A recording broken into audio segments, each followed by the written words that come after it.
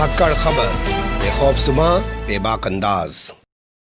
धाकड़ खबर के news room से मैं आपके साथ हूं अकरम रईस खान। ये सच है कि भोंपू मीडिया के कुछ पत्रकारों ने अच्छा काम किया, जमीन पर जाकर हाथरस की, लेकिन सच्चाई ये भी है कि भोंपू मीडिया अभी भी भोंपू ही बना हुआ है। वो मुद्दे को दूसरा रूप देने की कोशिश हमेशा की तरह कर रहा है। इस खबर में उसको एक्सपोज करने जा रहे हैं कि किस तरीके से वो हाथरस मामले को दूसरा रूप देने की कोशिश में लगा हुआ है। लेकिन मुझे लगता है उसका वो रूप आपके सामने रखने से पहले आपको ये समझना चाहिए कि आखिर हाथरस के सवाल क्या है। हाथरस में 19 साल की एक बच्ची के साथ 14 सितंबर को घटना हुई, उसके बाद 29 सितंबर को वो मर गई, और उसके बीच जो कुछ हुआ और उसके बाद जो कुछ हो रहा है उसको लेकर क्या सवाल पैदा होते हैं वो सबसे अहम है जानना, और उन्हीं सवाल के आसपास मीडिया को बना रहना चाहिए। लेकिन मीडिया उन सवालों को छोड़ के BJP versus Congress, Samajwadi Party versus Bahujan Samaj Party या उत्तर प्रदेश वर्सेज राजस्थान ये करने में लगा हुआ है। राजस्थान को ज़्यादा फोकस इसलिए कर रहे हैं, आप समझ सकते हैं कि वहाँ एक बार कोशिश की जा चुकी है सरकार को उलटने की, लेकिन उसमें कामयाब नहीं हुए, तो लग रहा है इसी नाम पे सरकार उलट दें और वहाँ भी जो चल रही है कांग्रेस की सरकार उसका बैंड बजा दें, दाएं कर दें। तो सबसे पहले आप सवालों पर गौर कीजिए, फिर आपके सामने मीडिया का हाल रखेंगे। तो पहला सवाल जो बनता है कि पोस्टमार्टम कराने के लिए कोई मेडिकल बोर्ड क्यों नहीं बनाया गया? भाई 3 डॉक्टरों की टीम बनाई जा सकती थी, वीडियोग्राफी कराई जा सकती थी, ताकि सवाल खड़े होना खत्म हो जाते। ये एक सबसे बड़ा सवाल है, ये इस सवाल पे कोई बात नहीं की जा रही है, और क्यों ऐसा नहीं किया गया ये सरकार से नहीं पूछा जा रहा है। ये मीडिया का सवाल होना चाहिए। दूसरा सवाल मीडिया का क्या होना चाहिए वो देख लीजिए। पोस्टमार्टम के बाद यानी कि पीएम के बाद शव परिवार के लोगों को क्यों नहीं दिया गया? क्यों उन्हें आखिरी बार अपनी इस बच्ची को देखने से वंचित कर दिया गया? ये एक मौलिक अधिकार है, संवैधानिक अधिकार का भी उल्लंघन है और संविधान में मिले हुए मौलिक अधिकार का भी उल्लंघन है। इस सवाल को मीडिया को उठाना चाहिए कि इसके लिए कौन जिम्मेदार है और अभी तक इस मामले में क्या किया गया, कोई नहीं बात कर रहा है।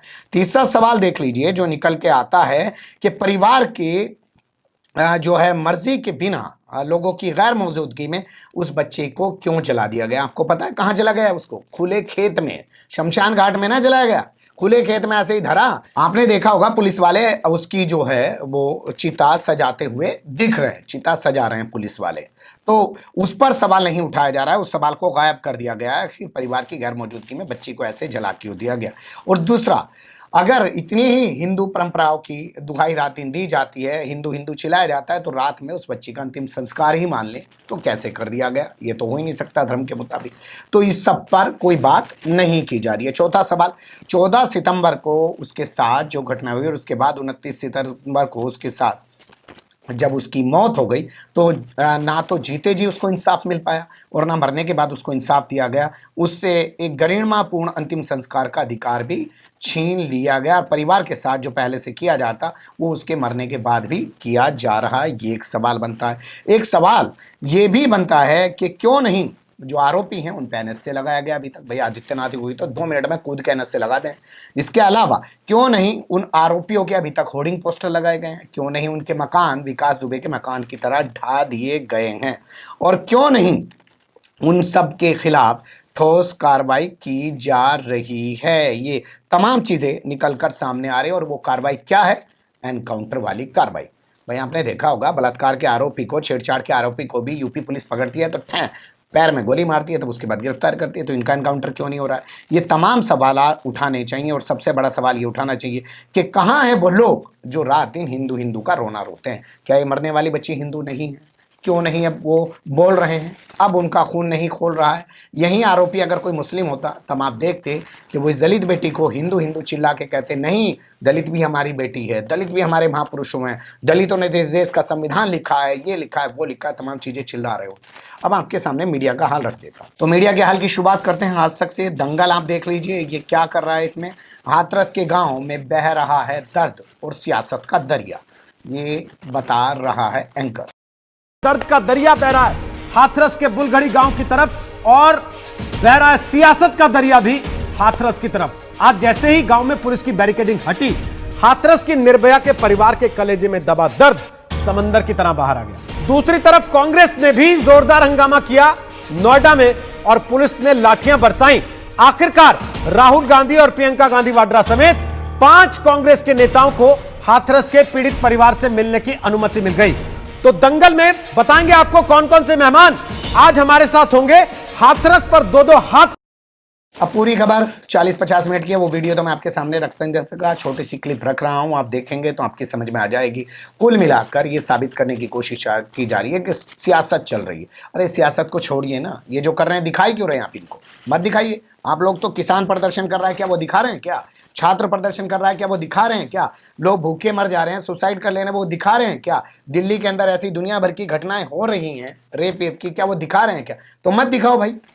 राहुल गांधी अगर जा रहे हैं मत दिखाओ उसको, सवाल उठाओ उसके परिवार के, लेकिन वो उठाने का दम नहीं है क्योंकि दलाली चाटुकारी तो अपनी करनी है। ठीक है, एक आधे पत्रकार को लगा दिया, वो भी इसलिए लगा दिया क्योंकि धंधा पानी बंद हो रहा था। हल्ला बोल देख लीजिए, इंसाफ बहाना है, मकसद सियासत चमकाना है।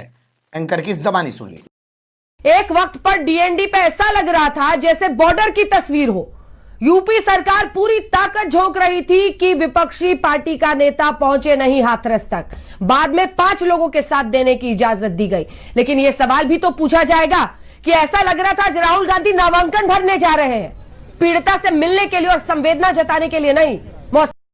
सीधा सा समझ आ रहा है आपको क्या दिखाने बताने की कोशिश? सवाल कहां है? असल परिवार के सवाल कहां हैं? परिवार के साथ जो हुआ वो सवाल कहां है? कोई सवाल नहीं है, सिर्फ अपनी टशन के मीडिया को जाने नहीं दिया जा रहा था तो अपने उसको इश्यू बना लिया।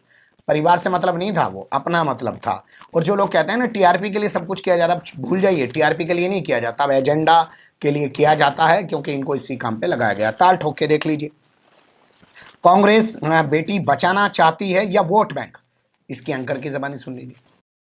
वाह वाह, कांग्रेस किस तरह से बेटी को न्याय दिलाने के लिए वोटों की फिक्सिंग कर रही है ये आपको समझ में आ गया। और आज हम ये पूछना चाहते हैं कि राहुल गांधी और प्रियंका गांधी वाड्रा को आज ये बताना है कि ये जो प्रायोजित प्रदर्शन है इसका डायरेक्टर कौन है, इसकी पटकथा किसने लिखी है।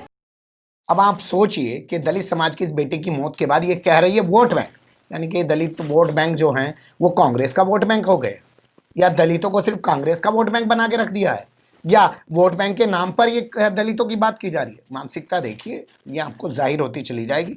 आगे चलते हैं। पूछता है भारत, हाथरस पर मातम नहीं मजाक कर रही है कांग्रेस। ये हेडिंग लगा के एंकर चिल्ला रहे, सुन लीजिए। देशवासियों, आज पूरे देश ने देख लिया कि कांग्रेस पार्टी और उसके साथ खड़ा दलाल मीडिया हाथरस की बेटी के लिए मातम नहीं मना रहा है, मौत का मजाक बना रहा है।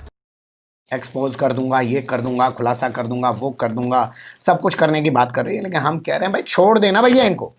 और लोग भी तो जा रहे हैं, और पार्टी के आदमी को तो दिखा नहीं रहे। तमाम लोग जा रहे हैं, तमाम सामाजिक संस्थाएं जाने की कोशिश कर रही हैं, तमाम राजनीतिक नेता जाने की कोशिश कर रहे हैं, उनका तो दिखा नहीं रहे। तो जब उनका नहीं दिखा रहे, इनका भी मत दिखा भाई, अपना आप कर लेंगे अपने सोशल मीडिया पे जो करना है।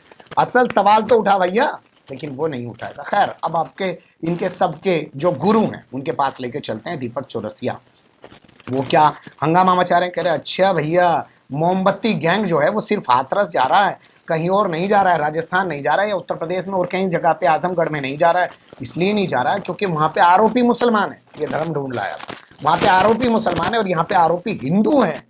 आरोपी हिंदू, और जैसे वो जो लड़की जो है जिसका गैंगरेप हुआ, मर्डर हुआ, वो जैसे मुसलमान है, यहाँ आरोपी हिंदू हैं, इसलिए लोग चिल्ला रहे हैं। उसकी जबानी सुन। मोमबत्ती गैंग बात करता है हाथरस की, बात क्यों नहीं करता बलरामपुर की? क्योंकि वहां पर रेपिस्ट मुसलमान है।